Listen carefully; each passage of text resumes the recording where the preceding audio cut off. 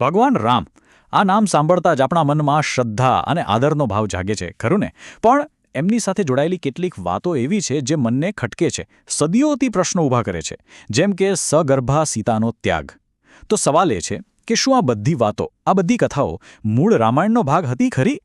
ચાલો, આજે આપણે સ્ત્રોતોના આધારે આ જ સફર પર નીકળીએ અને સત્યને સમજવાની કોશિશ કરીએ. તો આપણે આ વિશ્લેષણમાં શું જોવાના છીએ? સૌથી પહેલાં તો રામ પર કયા આરોપો છે એની વાત કરીશું. પછી રામાયણનો અસલી હેપી એન્ડિંગ ક્યાં છે એ શોધીશું. એ પછી એક વિરોધાભાસી અંતિમ અધ્યાયની વાત કરીશું અને પછી જોઈશું કે મહાકાવ્યને ઇતિહાસ માનવો કે રૂપક. અને છેલ્લે આજના જમાનામાં રામના નામનો ઉપયોગ કેવી રીતે થઈ રહ્યો છે એના પર પણ નજર નાખીશું. ચાલો, તો શરૂઆત કરીએ એ મુદ્દાઓથી જેણે ઘણા લોકોના મનમાં, કદાચ આપણા મનમાં પણ શંકાઓ જન્માવી છે. અને હા, આ એવા પ્રશ્નો છે જે ખાલી વિવેચકોને જ નહીં પણ ભક્તોને પણ મૂંઝવી રાખે છે. અને આ જ તો મોટો સવાલ છે નહીં, કે ભગવાન રામ વિશે આવી બધી અંધકારમય કથાઓ કેમ છે? જેમને આપણે મર્યાદા પુરુષોત્તમ કહીએ છીએ, એમના જીવન સાથે આટલી કઠોર, આટલી વિવાદાસ્પદ ઘટનાઓ, આ બધું જોડાયું કેવી રીતે? સ્ત્રોતો આપણને આના મૂળ સુધી લઈ જવાનો પ્રયત્ન કરે છે. ચાલો જોઈએ. તો જુઓ, સ્ત્રોત મુજબ બે મુખ્ય આરોપો છે જે વારંવાર સામે આવે છે. પહેલો, કે એમણે લોકાપવાદના ડરથી ગર્ભવતી સીતાને જંગલમાં છોડી દીધા. અને બીજો, શંભુક નામના એક શૂદ્રની હત્યા કરી. અને કારણ કે એ તપસ્યા કરી રહ્યો હતો, જે એ સમયે શૂદ્રો માટે વર્જિત મનાતું હતું. એટલું જ નહીં, ડૉક્ટર બાબાસાહેબ આંબેડકરે પણ પોતાની પુસ્તિકા રામ અને કૃષ્ણના કોયડાઓમાં આ મુદ્દાઓ પર ગંભીર સવાલો ઉઠાવ્યા છે. તો હવે સવાલ એ થાય કે જો આ કથાઓ આટલી બધી વિવાદાસ્પદ છે, તો શું એ ખરેખર મૂળ કથાનો ભાગ છે? ચાલો, હવે આપણે ગ્રંથની અંદર જ પુરાવા શોધીએ, કારણ કે સ્ત્રોત આપણને કહે છે કે રામાયણનો જે અસલી અંત છે એ તો ક્યાંક બીજે જ છે. હવે જરા ધ્યાનથી સાંભળજો. સ્ત્રોત આપણને એકદમ ચોક્કસ જગ્યાએ લઈ જાય છે. વાલ્મીકી રામાયણનો 6ઠ્ઠો કાંડ, એટલે કે યુદ્ધકાંડ. અને એના પણ અંતિમ અધ્યાયમાં આપણને કથાનો સાચો અંત જોવા મળે છે એવો દાવો છે. અને આ અધ્યાયમાં જે રામરાજ્યનું વર્ણન છે, એ તો સાંભળીને જ લાગે કે બસ આનાથી વધારે સારું શું હોઈ શકે. કોઈ રોગ નથી, કોઈ દુઃખ નથી, લોકો હજારો વર્ષ જીવે છે. કોઈ વૃદ્ધ પિતાએ પોતાના જુવાન દીકરાના અંતિમ સંસ્કાર નથી કરવા પડતા. દરેક જણ સંતુષ્ટ, કોઈને લોભ નહીં. અને કહેવાય છે કે રામે 10,000 વર્ષ સુધી આવું આદર્શ શાસન કર્યું. આ વાંચીને તો એવું જ લાગે ને કે વાર્તા અહીં જ પૂરી થઈ ગઈ, એકદમ પરફેક્ટ, સુખદ અંત સાથે. અને આ જુઓ, આ છે યુદ્ધકાંડનો છેલ્લો શ્લોક. આને કહેવાય ફલશ્રુતિ. ફલશ્રુતિ એટલે શું?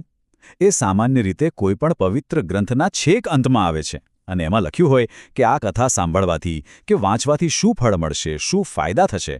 તો આ તો એકદમ પાક્કો સંકેત છે કે મૂળ કથા અહીં જ પૂરી થાય છે. તો કહેવાનો મતલબ એકદમ સાફ છે. સ્ત્રોતની દલીલ એ છે કે પેલું આદર્શ રામરાજ્યનું વર્ણન અને આ અંતિમ ફલશ્રુતિ, આ બંને પાક્કા પુરાવા છે કે મૂળ રામાયણ યુદ્ધકાંડ પર જ પૂરું થઈ જાય છે. એકદમ ક્લાસિક. અને પછી તેઓ સુખેથી રહેવા લાગ્યા, વાળા અંત સાથે. તો પછી સવાલ એ છે કે પેલી સીતાના ત્યાગની અને શંભુકની હત્યાની વાતો, એ બધું ક્યાંથી આવ્યું? સારું, હવે આપણે એ ભાગની તપાસ કરીશું જે સ્ત્રોત મુજબ પાછળથી ઉમેરાયો હોવાનું મનાય છે. 7મો અને અંતિમ અધ્યાય, ઉત્તરકાંડ. અને આ જ આખા વિશ્લેષણનો સૌથી મહત્વનો મુદ્દો છે. સ્ત્રોતનો દાવો છે કે આ બધી જ વિવાદાસ્પદ કથાઓ ઉત્તરકાંડમાંથી આવે છે. અને આ ઉત્તરકાંડ એ મૂળ વાલ્મીકી રામાયણનો ભાગ જ નહોતો. એવું મનાય છે કે પાછળથી કોઈ બીજા લેખકે ઉમેર્યો છે. અને ખાલી કહેવાની વાત નથી, આ દાવાના સમર્થનમાં કેટલાક મજબૂત પુરાવા પણ છે. ચાલો, પહેલો વિરોધાભાસ જોઈએ. હમણાં જ આપણે વાત કરી કે યુદ્ધકાંડ શું કહે છે? કે રામરાજ્યમાં કોઈ જુવાનનું અકાળે મૃત્યુ નથી થતું, બરાબર? પણ ઉત્તરકાંડમાં જે શંભુકની આખી વાર્તા છે, એની શરૂઆત જ એક બ્રાહ્મણના જુવાન દીકરાના મૃત્યુથી થાય છે. હવે આ કેવી રીતે શક્ય છે? આ બંને વાતો એકસાથે સાચી હોઈ જ ન શકે. હવે બીજો તાર્કિક મુદ્દો. યાદ કરો, યુદ્ધકાંડના અંતમાં રામ લંકાથી પાછા આવે છે અને પુષ્પક વિમાન એના અસલી માલિક કુબેરને પાછું આપી દે છે.